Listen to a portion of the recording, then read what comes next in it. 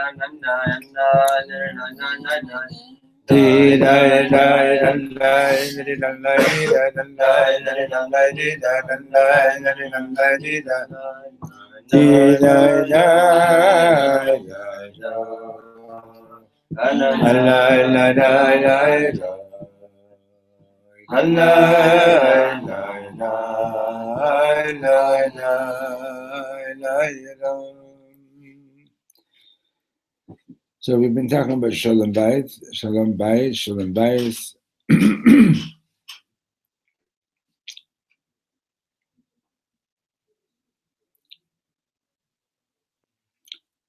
So we're going to start at the third line on page 130. Hiladim ha'atidim livaled, the children that are going to be born in the future, mevi'im et hahorim shelahem liyot yachad. Right? In other words,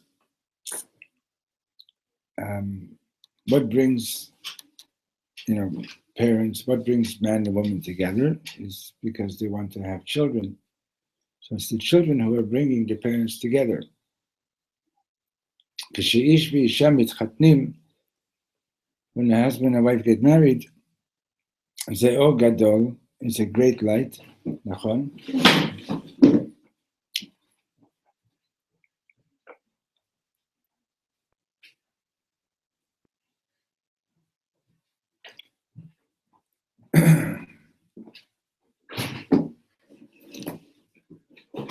Hello.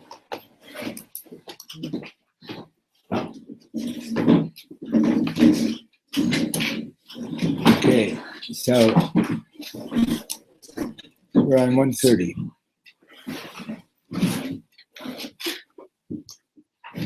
Third line. הילדים העתידים להיוולד מביאים את ההורים שלהם להיות יחד. The children who are meant to be born, they're the ones who bring their parents together. כשאיש ואישה מתחתנים, זה אור גדול. When husband and wife get married, it's a great light. נכון? Correct? אבל זה אור גלוי, but that's already a revealed light. היכן האור הגנוז? Where is the concealed light? We have enough books, by the way. If you want. היכן האור הגנוז? Where is the concealed light? Right? What does that mean again? I've heard about this concept. Organuz. So, Organuz, Rashi speaks about it right away at the beginning of Bereshit. It says, Vayara Elokim et ha'or ki tov. God saw the light that it was good. So Rashi says that the light of creation was a very, very extraordinary light. It's not the light that we're familiar with because sun and moon and stars were only created on Yom Revi'i, right? So what was the light of the first day of creation, right? So that light, so Hashem saw that there were going to be Risha'im. So he didn't want them to use that light, so he hid it. And that became known as the that's the Or HaGanuz, that's the concealed light.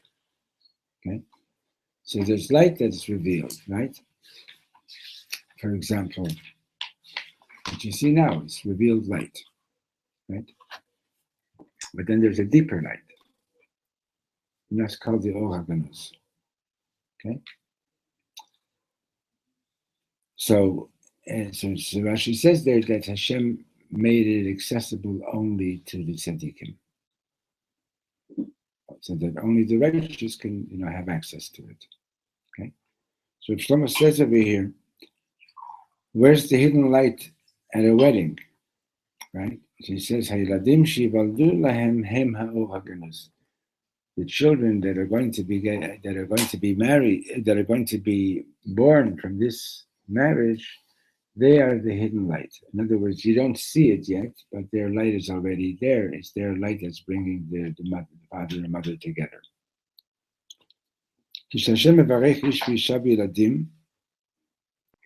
When God blesses a father and mother with children,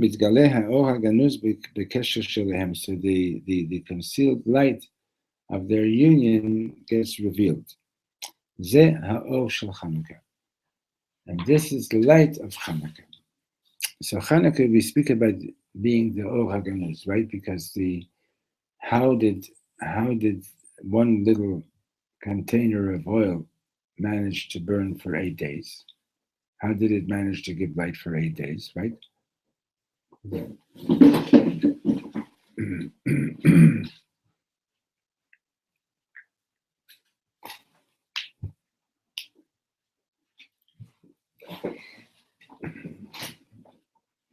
How did it manage to emanate with light? Let's come see this over here. How did it manage to give up light for 8 days? So it was the Or HaGanuz that was coming through. Okay.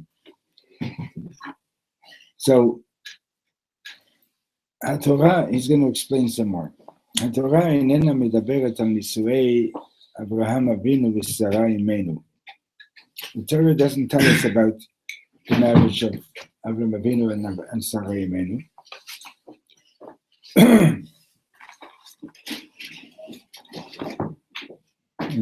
That's the door again? No, I think it's. You think so? I think it was Judy on the stairs, but maybe. So what happens with a couple that is unable to have kids? They're not able to tap into the Or HaGanuz? I won't answer that because I don't know the answer to that. Okay.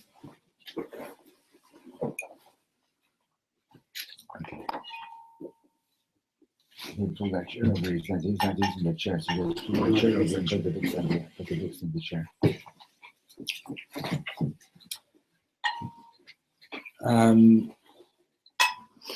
So he says like this: the Torah doesn't tell us about Abram and Sarah's wedding. I'm sure that the encounter between them.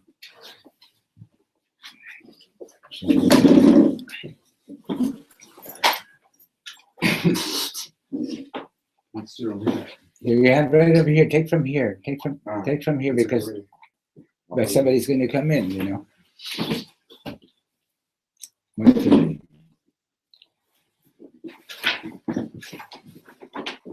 So he says, I'm sure that their encounter, their meeting must have been the highest. But he don't scared about Torah. It's not mentioned in the Torah. הפעם הראשונה שהתורה מזכירה שידוך בנישואין היא בסיפור של יצחק ורבקה. The first time that the Torah tells us about a shidduch and marriage is with Yitzchak and Rivka. אליעזר יד ימינו של אברהם אבינו יוצא לדרך ומוצא את רבקה בשביל יצחק. Eliezer goes out and finds the shidduch, finds Rivka. So רבי אברהם איגר מציין שכשאליעזר פוגש את רבקה, התורה מזכירה כמה פעמים את המילה עין. We learned this last week, remember? That the Torah uses the word ayin a number of times. הנה אנוכי ניצב על עין המים, ובוא היום אל העין. And לפי הפשט, 130. Okay. ולפי הפשט, עין הוא המעיין, עין is the fountain, הבאר, אבל עומק הסיפור הוא כולו על העיניים, על ציפייה, על געגועים. But the depth of the story is all about eyes, looking forward, yearning. אליעזר עמד על יד הדרגה הזאת של עיניים. Eliezer was at the level of eyes. ורבקה שאבה ונתנה לו מים מן העיניים, and she drew the water and gave him water from the eyes. הכל עיניים, right? מה הם העיניים האלו? What are these eyes? העיניים האלו הן הצופות לילדים שיוולדו מהשידוך הזה. The eyes are those is that which is looking forward to the children that are going to be born from this shidduch. הילדים שיוולדו מההבטחה של הקדוש ברוך הוא ואזכר לגוי גדול. The children that are going to be born from God's promise that I'm going to make you into a great nation. Okay, so the idea is you don't have a book. There's plenty of books for I know, but here, there were so many. But there were more. Where did we put them? Where did we put them? Ones that are over here, I think, were given out. There must have been a whole bunch more I took out. Anyway, okay. Just strange. I took out about 11 books. Okay, doesn't matter.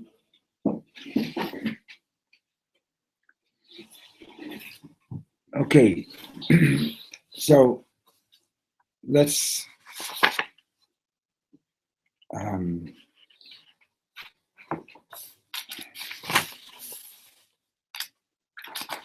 put it back into context, right? We started yesterday on this whole section about Shalom Bayit, right? And we spoke about, if someone was talking about how you got to, when do children feel at home? When they feel that their uniqueness is recognized. When the parents are not trying to mold them into something that they want them to be, but rather the parents recognize that each child has a unique light, and that it's the job of the parents to help that manifest and to help that develop and to come out, right? And that's all alluded to in the mitzvah, the Hiddur mitzvah of Channukah, that every child should light his own candle, his own candles, right? And then he went on to say that the teaching from the visionary, that it's the children that choose their parents, right? And now he says that the children are the Or Ganuz, are the hidden light of the union of the parents. And it's that hidden light which brings the parents together.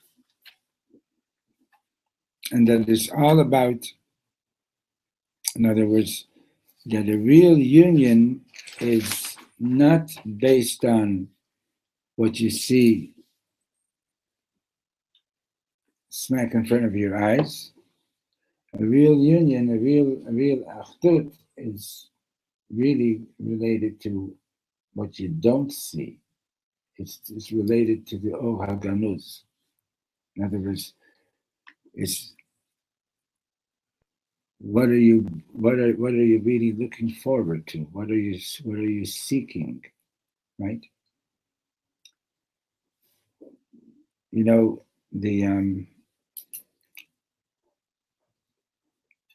you remember, we may have learned this together, that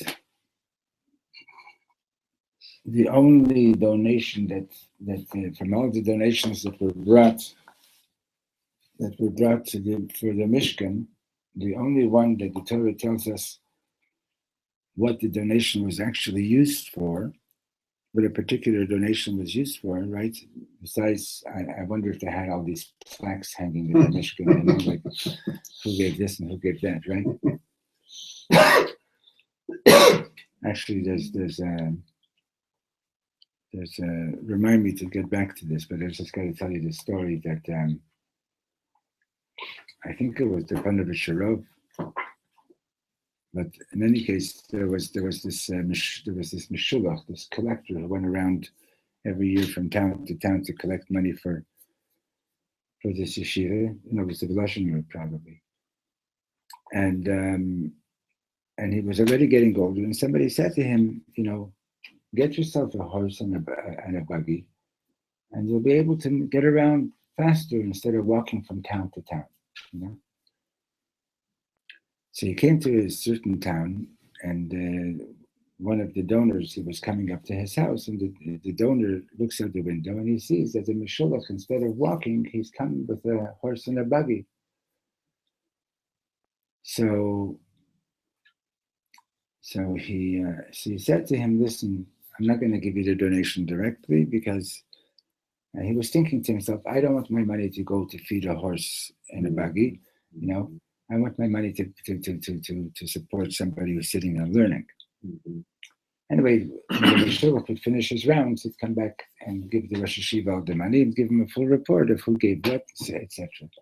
So the Rosh Yeshiva says, well, what about so-and-so? So he says, he said he's coming to town and he's going to bring the money himself. So that youth came to town, and the Rosh Yeshiva says to him, why didn't you give the donation to the collector like usual? So he says, because I didn't want to feed a horse. I want to support somebody who's sitting and learning. So he says, let me tell you something. A lot of people gave gold for the Mishkan. How did it happen that so-and-so's gold was used for the Aron HaKodesh, and somebody else's gold was used for a hook or for something else? How did that get decided? So he said that B'Tzalel, with his Ruach HaKodesh, he just sort of sensed, this piece of gold is really coming with the deepest kavanah, with the most heartfelt contribution. And that went into the Aron Kodesh. Somebody who gave not with his whole heart, so it became something else. So he says, if you're giving with your whole heart, your money is going to end up feeding a yeshiva student. But if not, it'll feed the horse. In any case, so the only thing that the Torah actually tells us about a particular contribution, what it was used for is that the women had contributed their brass mirrors. Okay, and what was done with it? The kiyar, right? Labor. And so it's interesting. Why is the Torah telling us what it was used for? So the thing is that Rashi brings us a medrash over there that Moshe Rabbeinu initially didn't want to accept the brass mirrors, right? Imagine, you're building a special school, a yeshiva, and so on. And here, I'm giving you my makeup kit, right? Like, what's that got to do with it, right? I mean, the brass mirrors. So Moshe Rabbeinu said, what mirrors? Makeup kits and things like that. So Rebbeinu Shalom said to him, no, these mirrors are very holy, right? Why? Because when Paro made a decree to kill the baby boys, the men said, that's it, we're not having children anymore. So the women went ahead and they learned how to use makeup, etc., or whatever, whether they use makeup or not, and they got themselves mirrors. And the Medrash says, they would sort of at night, they would sit with their husbands and they'd say, one Medrash says, I'm more beautiful than you see? But what they were really doing is they were saying to their husbands, well, let me get to that. Okay, I'll come back to it. They were saying, do you see our children in this? And they would seduce their husbands and to have children. Now, the thing is like this. Why didn't Moshe Rabbeinu want to take the mirrors? Stam because it was used for makeup. The whole thing about the Mishkan, the whole thing about bringing a korban, the whole thing about tshuva is all about ana zamin lemehevi. I'm ready to become. I'm ready to be more than I am right now. Okay, I'm at a certain level. Whether it's because I have things to correct and fix, or whether it's because I haven't achieved all the things I want to do yet. Ana zamin lemehevi. I'm ready to. I want to be better. Okay, it's all about the future. What do you see in a mirror? What you see in a mirror is the past. Even though it's just maybe like nanoseconds between what's being reflected, but the fact is that whatever you see in the mirror right now is the past. And Moshe Rabbeinu didn't want to take the mirrors because the mirrors are all about the past. It's not about the future. Rabbeinu Shalom says to Moshe Rabbeinu, no, these mirrors are different. These mirrors were used for the future. Okay? So why was the dafka made into the kiyar? If the Torah wants to tell us that it was accepted, fine, tell us it was accepted. But why was it made specifically into the kiyar? Now what happens when you're coming to do a mitzvah? When the kohen is approaching he's about to bring a korban. He's going to go to the altar. What? I mean to the mizbeach. What? You wash your hands. You wash your hands and your feet, right? Now, you remember Yeshayahu, first chapter, right? Yeshayahu says, "V'farischem kapechem alim einai yedechem damim maleu." Right? Rebbeinu Shalom is screaming. When you pick up your hands in prayer, I shut my eyes because your hands are full of blood. And then, as you know, Shakespeare plagiarized, right? Lady Macbeth is constantly trying to get the stains off her hands, you know? So the Sultan comes and says, you know, you're about to do a very, very holy mitzvah. How dare you even consider that you're fit to go and do something like this? Look at your hands, look at your feet. You've got stains. You've been here, you've been there. I know where you were. I was there with you. Okay? The kiyar, wash your hands and your feet. It's made out of the brass mirrors of our holy mothers who look to the future. Understand? Stop looking at the past. Look to the future. Right? That's an Indian of O Haganus. It's seeing, it's looking towards something that you can't see yet. That's O Haganus. Okay? But it's there. It's hidden. And the children are the organs of a marriage in a marriage. Okay. Hopefully we don't ruin them. They're so both related to like preparation. Like the women were like preparing for this like very holy like thing that they were about to do, and the Kohanim are also like preparing to like do their service. B'diuk. That's exactly the point.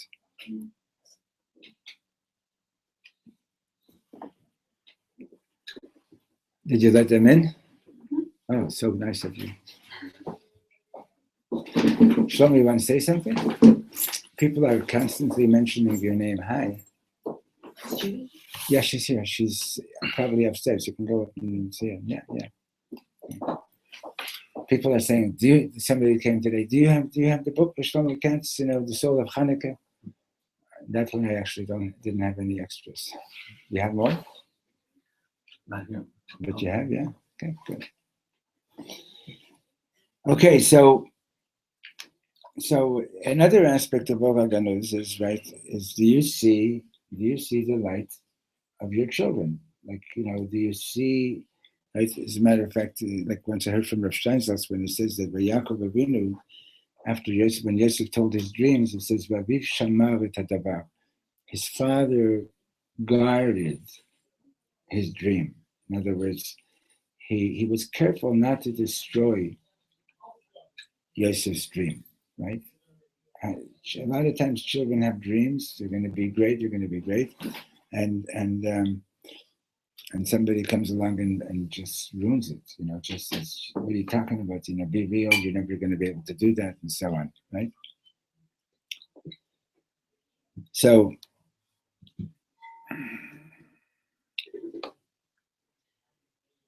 okay, so and bringing it more directly to Shalom Bayit, right? So good. So right now we got into a big fight. Yeah, we got into a big fight. Husband and wife screaming at each other, and it. So how do you make peace? You make shalom by having a vision of what it could be, right? We spoke about this once, but I'm going to say it again. Okay. Back in the old days, if you learn Masechet Ketubot, Chos and Kala got married. You all remember this? And they would spend 7 days in a tent. Now you remember? Yeah. They would spend 7 days together. And then they'd come out and they'd bench Goimel. Right? But they didn't kill each other, right? And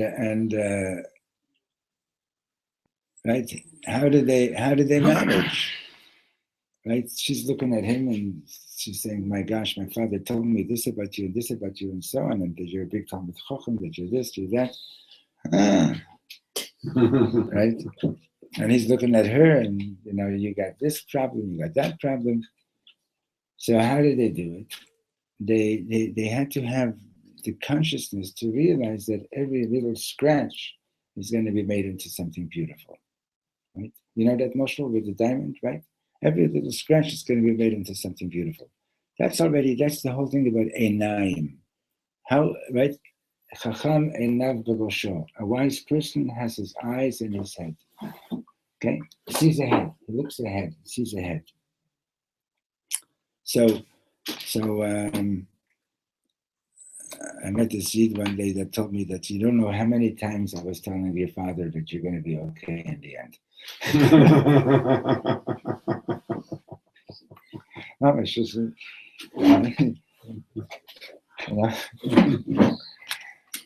it's you got to be able to, I'm still waiting for the end,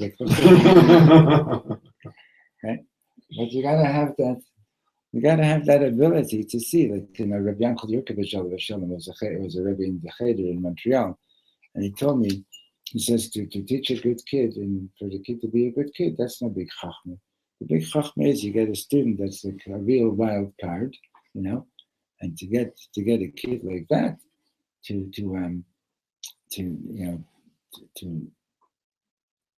become like a real special kid. That's what chinuch is all about. And for those of you who are interested, learn the P.S. Sessner's introduction to Chovat HaTalmidim. You learn the whole sefer, but that introduction, the introduction is very, very important there. Okay.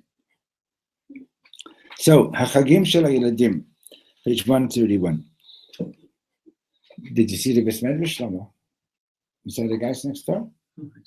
No, go in. They go in there. The Smicha boys. Yeah, I'm just saying, but they break at 1 o'clock. So whatever. Yeah, please, yeah. Okay. Good, no, you're welcome to stay. No. I just thought that you were already in there. Yesh Torah mirabeinu hakadosh Tzvi Hirsch Ziditshover says, Yaakov Omer LaEsav. Yaakov says to Esav, "Et nahala le'at l'regel hamalacha v'regel ha'yeladim." Yaakov says to Esav says, "Well, let's travel together." And Yaakov says, "No, I can't. I'm going to go slowly because of what I got to do, and because of the with the speed of the children. Hapshat yadua. Well, yesh gam remes amok, but there's another deep allusion here. Yaakov Avinu omer shemash noten lo koach litnahel levado. He's saying that what's giving him the ability to travel on his own, mishuchrar mi Esav, free from Esav, hu regel hamelacha. It's the foot of the work, meaning to say what? Klomar shloshet haragalim vahem yesh isur melacha. It's an allusion to the shalosh regalim, to the 3 holidays when we're not allowed to do work. V'yeled v'regel hayeladim, and the foot of the children, hachagim shehosifu hachachamim Channukah v'Purim. Is an allusion to Channukah and Purim. So ze perush madhim. This is amazing. Channukah v'Purim hem be'emet hachagim shel hayeladim. Hachagim b'hem hayeladim mamash meirim. It's the holiday when the children are mamash shining. Okay. Channukah v'Purim, and this is the same idea that he's going with. Hem hachagim shel Mashiach. These are Mashiach holidays. Why? When you're celebrating something from the past, the adults know more. But when you're celebrating the future, the children know more. The children are the light of the future, right? So you remember the story about Rav Shlomo told that he was giving a concert, and there was this couple. There were a couple of children, and at the intermission they came over, and they said, "We got to tell you the story." They had a 3-year-old, and they had a little baby, and she says to Shlomo that when she was going to give birth to the baby, the 3-year-old said, "Promise me that when you bring my brother home, that I can be the first one to talk to him." So they said, okay. So they come home with the baby, and he's in a carrier, and he says, "I want to talk to him alone." So they said, okay. They went out of the room, but they had an intercom. And they hear the 3-year-old go over to the baby. "I'm beginning to forget what it's like upstairs in heaven. Please remind me." Okay. See, children remember that. The Bible Rebbe said that, a 5-year-old says, "Mom, who put this tree here?" And his mother says, "Hashem." He says, "Oh yeah." 10-year-old says, "Who put this tree here?" And his mother says, "Hashem." He says, "Are you sure?" So the world thinks that the 10-year-old is more sophisticated than the 5-year-old. So the Rebbe said, that's not the case. It's that the 5-year-old still remembers a little bit vaguely, but he remembers the reality from Shemayim. And when his mother says that Hashem put the tree here, he says, "Oh, that's right, I remember." And the 10-year-old is already living in this world of lies 10 years, and it's harder for him to remember that. That's life. Explain your face. I was just thinking of, I used to babysit the children of the rabbi in Kansas. Yeah. And when he was, I think, about going into kindergarten, it was raining crazy stars, and they grown-ups the one day said, "Hashem's making it rain," and it's like it's just like the cutest thing. Yeah. And the lie of this world is that we think that, grow up, kid, We've been saying about accepting each child. We said before. Yeah. Don't try and make the child into who you are, but try and make the child become who the child is. It's true, I think, not just for children. It's true. It can be true for marriage. It can be true for all kinds of relationships. Absolutely. And it's a key to show for sure, in a marriage, even if there aren't children. Absolutely. Right? Okay, so now he goes on and says like this, third last line on 131. He says, "Torah shebichtav hi avar." The written Torah is about the past. Don't take that 100% literally, okay? It doesn't mean that it's just the past, obviously not, because Torah Shebal Peh doesn't go without Torah Shebichtav. Zot HaTorah HaKovat VeHaKayemet Torat HaAvot. It was given to us in the past, that's what he means to say, it was given to us in the past, and it's fixed, right? A Sefer Torah has to be exactly a certain amount of letters. It has to be like, if one letter is missing or if there's one letter extra, the Sefer Torah is puzzle. You can't use it for public reading, right? Torah Shebal Peh, but the oral Torah is Atid, is the future. Torah Shebal Peh HaKtusha Shel HaYiladim, HaTorah HaGedela Kol Zman. It's related with the holiness of children in that it's always growing, right? Now, so somebody might be thinking, well, what do I need to know the old stuff for, right? Are you thinking of that? No. No, for sure. What do I need to know the old stuff for, right? Well, is there anything developing in your being that's not connected to your past? Right? You don't have like, well, I'm going to grow another head. I'll put it up there on the ceiling, I'm going to, everything, you can only grow and develop if it's connected to what you already have, right?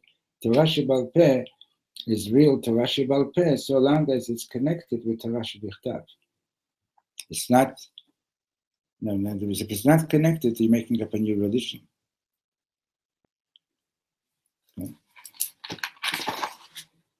כשמדובר בתורה שבכתב 132, כשמדובר בתורה שבכתב, when we speak about the written Torah, אפשר שאני יותר טוב. אבל תורה שבעל פה שייכת לילדים שלי. It's, in other words, what he's saying over here is like this: when it comes to the written Torah, maybe I know it better than my children, right? But when it comes to the oral Torah, it really belongs to my children. In other words, they are going to be having insights which I didn't have yet at all. Okay, they're going to be bringing down new depths and understandings in the Gemara or in Halachah, etc., that the previous generations didn't do yet. Okay. Torah shebichtav kibalnu al manat shenishmor kol milah ba. We got the written Torah to keep every word that's written in it. Im chas v'shalom ata lo shomer ota ata b'chutz. If you don't keep it, you're, so to speak, outside, right? Torah shebichtav ze Kadosh Baruch Hu shebocher banu umashmiya lanu et dvaro. But the Torah, the Torah shebichtav is God speaking to us. He's chosen us and He's letting us hear His words. Torah Shebal Peh is a mashu acher legamri, something altogether different. Torah Shebal Peh ba'am mi'adaga shel yeladim habocharim b'horeim. It's coming from the children who are choosing their parents. Rav Leibush has been talking about learning Rav Nachman and Emunas Chachamim, right? That is through Emunat Chachamim, having faith in the Chachamim, and bonding with the people who've devoted their lives to learning and knowing the truth of the Torah,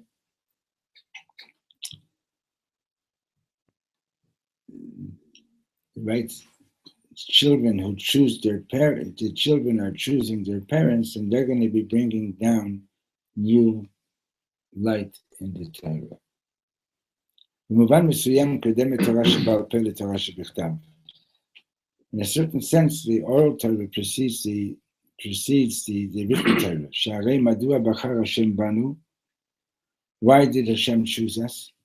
Mipnei shebashamayim, because in heaven, bashoresh, anachnu bacharnu bo, because we chose Him. You ever hear this poem that used to go around? It is so odd of God to have chosen the Jews.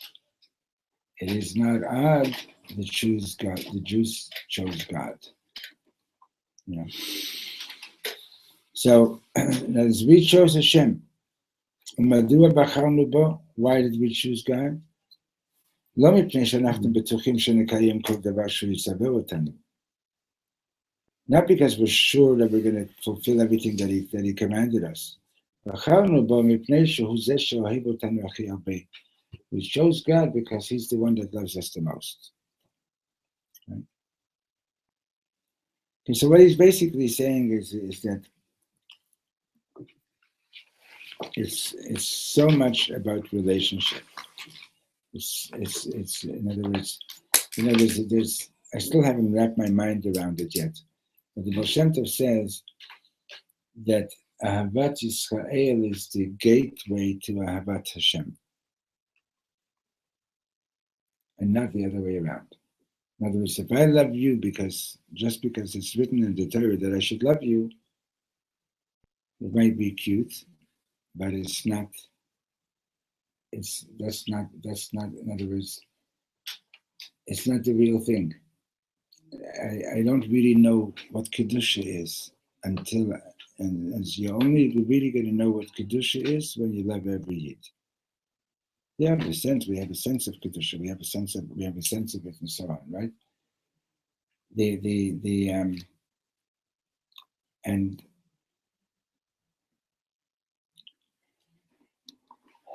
elsewhere, right? We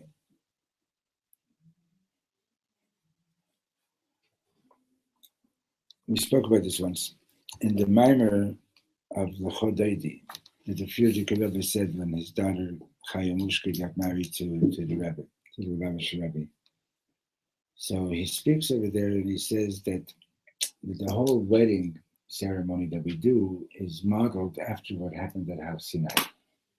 Right? Hashem was the Chatan, Knesset Yisrael is the Kala, the Torah is the Ketubah,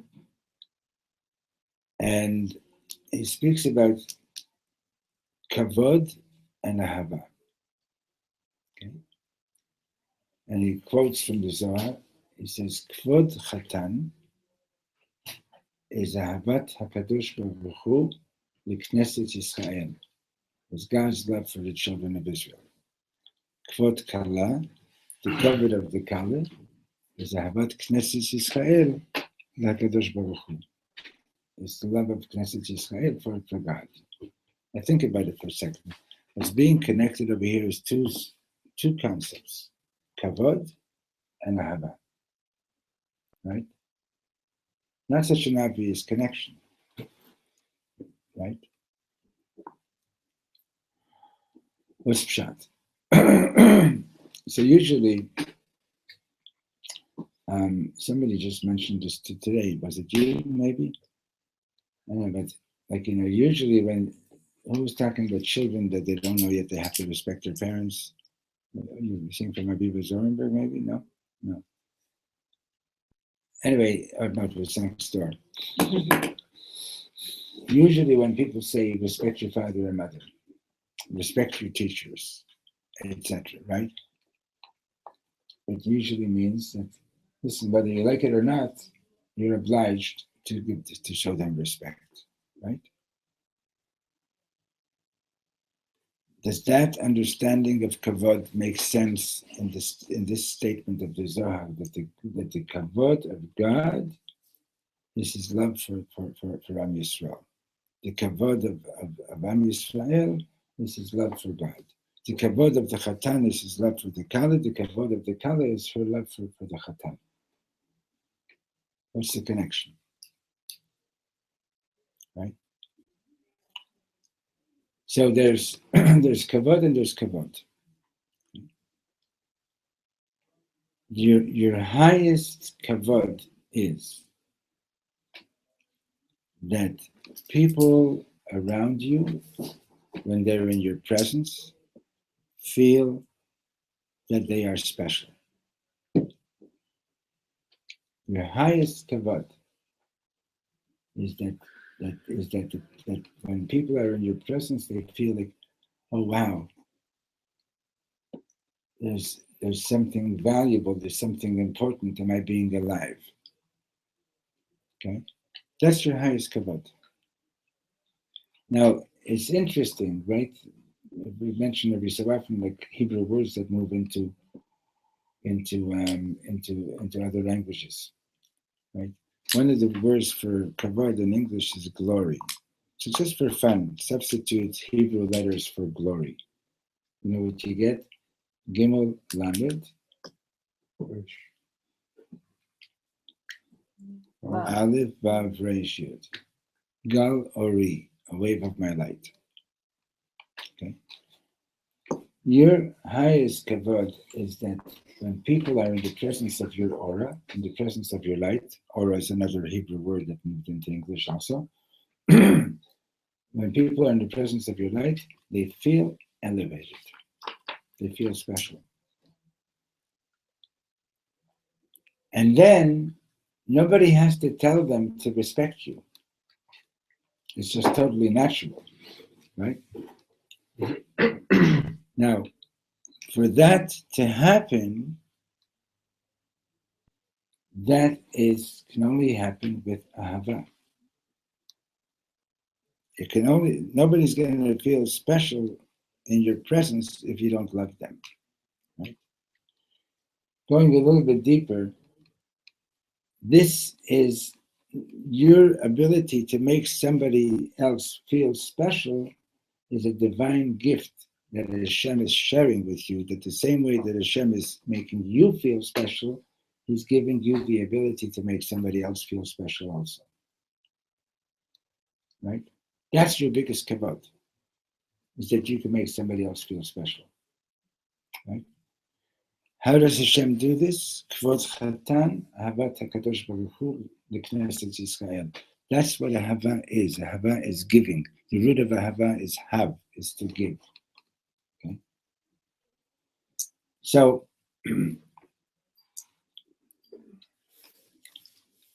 how did I get into this? Because the last thing that we just read over here was that Torah Shebal Peh, right?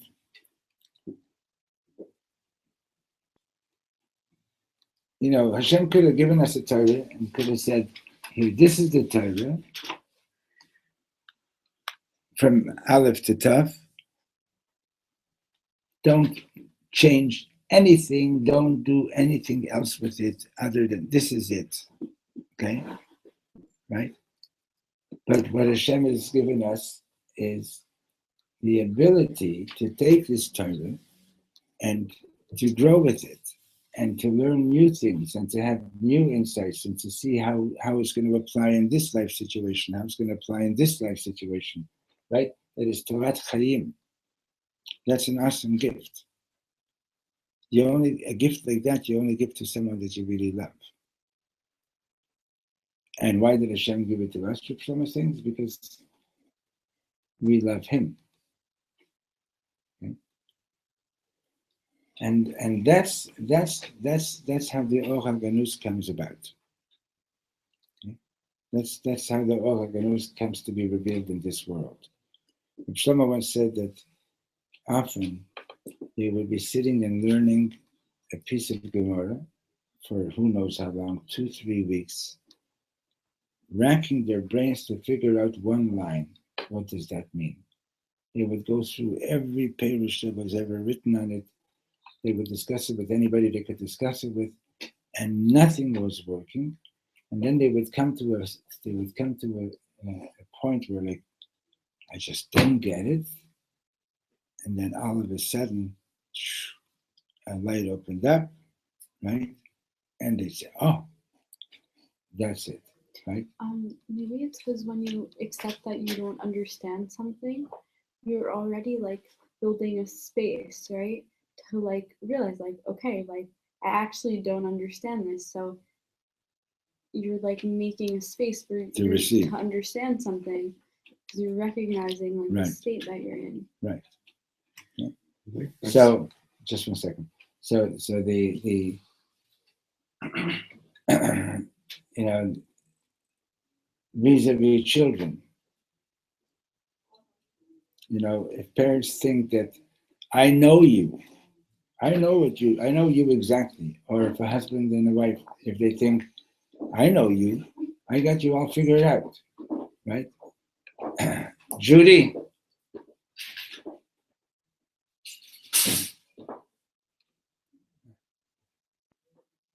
We have a special guest.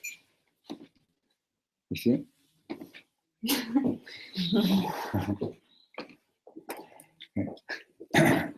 And I know you. I've got you all figured out. I know what you're going to do when you're 5 years old. I know what you're going to do when you're 10 years old. I know what you're going to do when you're 15. I know you. I got you all figured out, right? What's that like? What's the point? You already know me. What do I need to live for?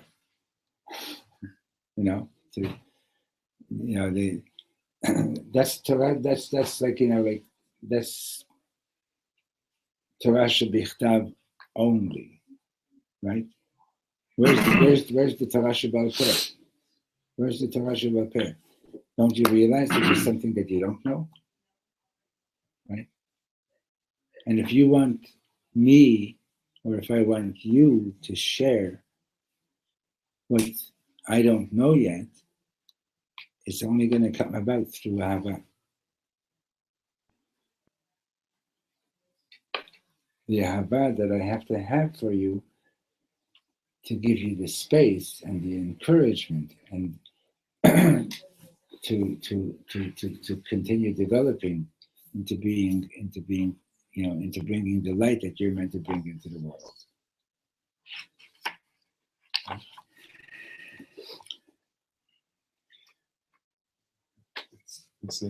Yeah. I think it's true in terms of allowing the other person to be. And also, I think it's true in allowing Hashem to be. Because if I think it's all me, I think I'm the one that's supposed to know everything.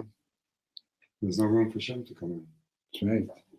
Not only if I think I know someone else, but even this piece of Gemara you're talking about. Tachlit hayediyah Let go. ladat shelo noda. Right? Okay, everybody. So listen, have a good Shabbos first of all. Okay. We're having Shabbos Simir Hashem, so anybody else around, please come. Okay. And just keep in mind that Yaakov Avinu must have been shocked out of his mind when he encounters the world outside of his parents' home, right? And that the parsha is so much about, like he's the first Yid to be born in Eretz Yisrael who has to go into Galut, right? And keep you how do you do that? How do you not only survive? How do you come home better off than when you left, right? How does the neshama come down to this world and make it back safely to Shemayim, but not only make it back safely, but actually come back home better than it was before it came here? It's the passion. Shkoyach. Hey, speaking of that, I apologize. We're speaking out of ignorance and lack of research.